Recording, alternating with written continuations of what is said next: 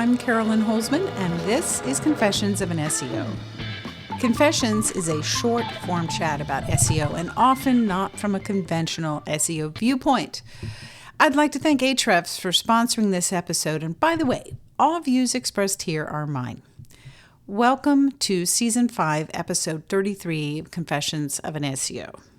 Yes, indeed, I'm back here on flatland, but I'm mountain dreaming. I could not wait to get with you this week to share something, and I think there's a light in the SEO tunnel, and I have two friends to thank for their, albeit unwitting, validation and support that has given me the courage to now speak out clearly and plainly the way that I have been doing in my head and in private conversations. If you want to find out what last week's episode is, you can go to confessionsofanseo.com.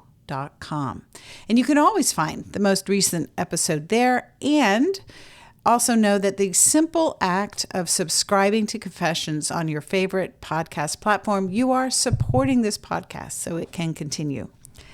Thank you to Ahrefs as the sponsor of this episode. Ahrefs' marketing platform has added an audit tool called Always on Audit, or AOA.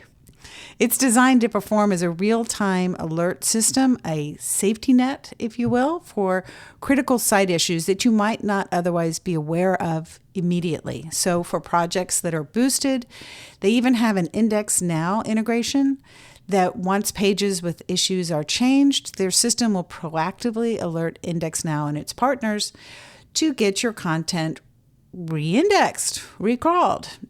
The always-on audit feature will crawl your website 24/7 and send you emails for any critical issues that it finds, and it makes it a terrific complement to your scheduled crawls.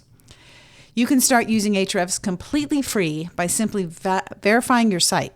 For projects that are boosted, you can also include the always-on audit feature for added peace of mind. So this week, I'm kind of excited about a couple of things, and not the least of which, even though I know you probably think I've already let this cat out of the bag about my thoughts on Google and SEO. But there have been some things that I have had some hunches on, and things that I've observed that frankly left me questioning my career choices. I can't say it's been pretty. A business partner and I had a frank discussion during that conversation. I realized as we were talking that I had some pretty clear thoughts about the future of various types of SEO marketing, and I wasn't really speaking them. So I wanted to know, why? And upon reflection, I did not have specific data on it. Anecdotal for sure, but I'm not an e-commerce outfit. I am not an affiliate blogger. I do have a local business with local clients and a SaaS, software as a service product with Indexilla, and I've got a local project on the horizon that will come into focus shortly.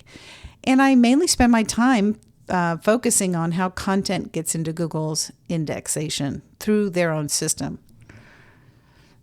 Sure, I've been out there on the leading edge on some topics, and well, you don't do that unless you are rock solid sure.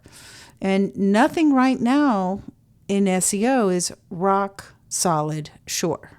And yet, without a doubt, so much of what we've known to be true for the last 20 years is, to all intents and purposes, no longer true.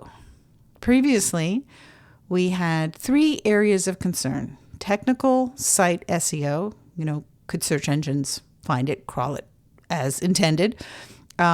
We had on-page content that we could optimize, and backlinks to create authority. And this applied to every type of digital marketing for the majority of business: local, e-commerce, informational marketing, affiliate marketing, and so on. And we started to see some of the wobble start. Now, this is where I kind of turn into James Burke. If you don't know who he is, he used to have a show I loved called Connections. It was on BBC, and it was a science education series where he would connect things that on their surface, they were so unlike each other that there wasn't any conventional basis for comparison, but he would do it anyway and demonstrate through the course of that how they were connected and what they led to in the modern world. It's a great show if you can find it. So for the time being, think of me as the James Burke of SEO. First, we had Core Web Vitals. Google said they were going to use it as a ranking signal. Basically, it's how well all the content on your site renders, how fast. It's a speed thing. And if that were true, if they were using it as a ranking signal, then ranking would be based on something that was not topical or related to visitor behavior or even backlinks. Then we had helpful content. And I am going to use my own analysis because I haven't found anything else that speaks to it directly. Topical radius and essentially one page per query. So if there are too many different topics on a domain or too many pages focused on the same query, this would cause downward pressure for those pages in the search results. And in that case, ranking order would be artificially controlled on the domain level and would really screw up correlational data of on-page and backlink data. And if you understand the basic principle of correlation, then in that particular case, it's like flying a plane with the gauges lying to you. And all of that to introduce AI into search, which now effectively leads us to where Google has created the scenario from hell for anybody selling SEO as a service. All the mileposts we've relied on to guide us, we can no longer trust. The performance data that our clients use to evaluate our effectiveness is silent. And I'm talking about clicks here. So no wonder people started gearing up saying SEO is dead. Now remember, I started all of this by saying I had some good news. So hang in there with me. I'm not going to leave you here. I have felt for a while that the only thing that has been working in digital marketing in terms of search engine discovery is local. And they haven't effed that up yet. But everything else feels tote, at least right now. Oh yeah, someone is winning. But is it a deliberate winning or is it luck?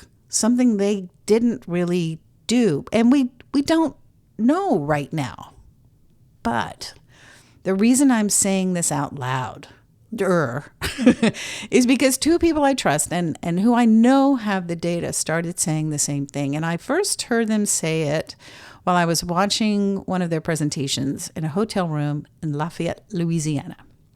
And it was at that moment I realized I needed to say this out loud too. And that to not say it out loud was in a way lying by omission. So how's that for a confession? Now, I'm a member of Entity Elevation, which is an SEO group run by Clinton Dixon and Daryl Osborne. And they started to share their results and processes and make the case that local SEO isn't dead. In fact, you can have an impact on it.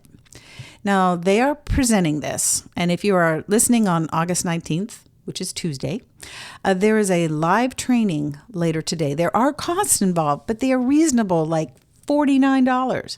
And this is not an affiliate play, I swear. The link is on confessionsofanseo.com/entity-elevation-workshop. Now, things they are discussing include, but are not limited to because they haven't completed it all yet, what is the biggest data sets AI uses for the results? What elements you need to dramatically increase your business visibility in AI overviews, and what assets and elements to add into your website to get AI talking about you. And there is more. Now, if you get in there live, you can ask questions, but even afterwards, or if you can't attend, there's going to be video replays. Now, for me, I don't just want someone to give me a tutorial step-by-step, this is what you do. I like to know why. And this is why I really like what they're doing. And I cannot recommend this workshop higher, as well as the trustworthiness of Clinton and Daryl. Now, those that come from way back will remember Jimmy Kelly and how that information was pretty tightly held and shared at very high price thresholds. Daryl is the guy who worked with Jimmy on that. And feel free to read whatever you want into what I just said. And I can't say it will always be this way, but after watching the waves for a little while, this is definitely the direction I'll be swimming towards. And I'm grateful for Daryl and Clinton for sharing their data and results. I also will say they were very responsible to keep things under wraps until they had more results to confirm. Data is the way, people. It always is. Now, I, for one, don't want to go back to the days when most of us were flying blind and susceptible to the loudest voice in the room or the person selling software that does what, or at least I'm told it does what I need. In my experience, the paradox in life has shown me that the quieter voices are the ones that show the way. So again, the link to go over to the sign up page so you can get in on the next couple of webinars. It's confessionsofanseo.com/entity-elevation-workshop. I'm going to be there today, and I hope you will as well. It's time to kick ass. That's it for me this week. Thank you for being a listener. If you have questions about today's topic, you can reach out and text me at 512-222-3132. Thank you again to Ahrefs for being the sponsor of this episode. Check out the link in the description, and you can get access to Ahrefs Always On Audit. Indexilla is my search engine discovery tool designed to get your pages discovered and your robot's text file crawled. You can find it at indexzilla.io. And last thing, crawl or no crawl. This is my indexation group, and you can become a sustaining member at $18 a month. Go ahead and search for crawl or no crawl. Thank you for listening, and until next week, I'll see you in the SERPs.